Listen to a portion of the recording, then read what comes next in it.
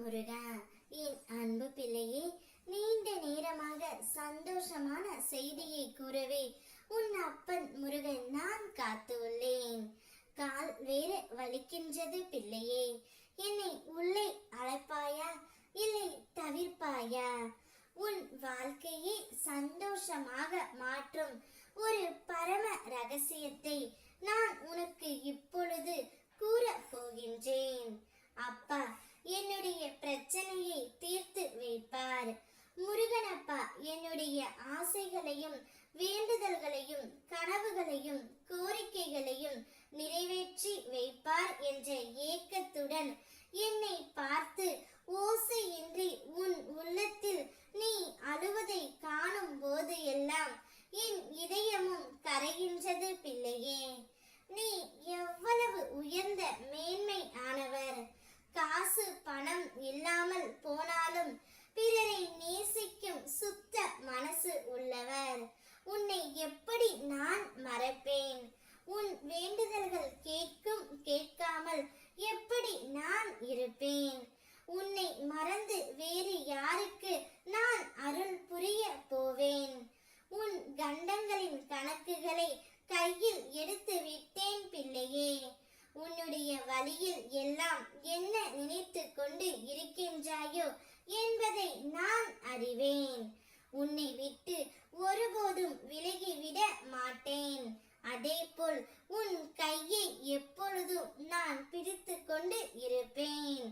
இனி எல்லாமே என்னுடைய பொறுப்புத்தான் பிள்ளையே.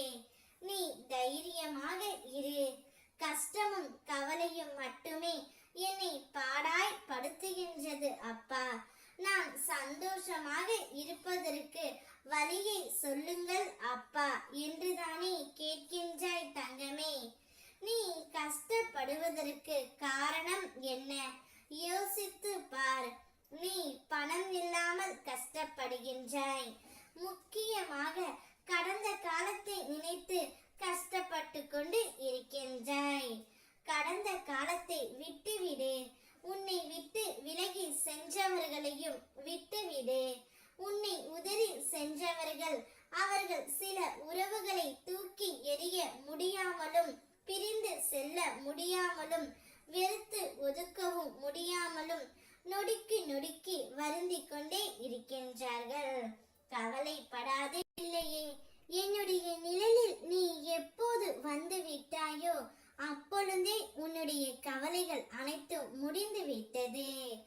என்று என் பாதத்தில் சரண் அடைந்தாயோ அன்றே நான் உன்னையும் உன் குடும்பத்தையும் சேர்த்து கவனித்துக் கொள்ள ஆரம்பித்து விட்டேன். எப்பொழுதும் உன்னை நான் கவனித்துக் கொண்டு தான் இருக்கின்றேன்.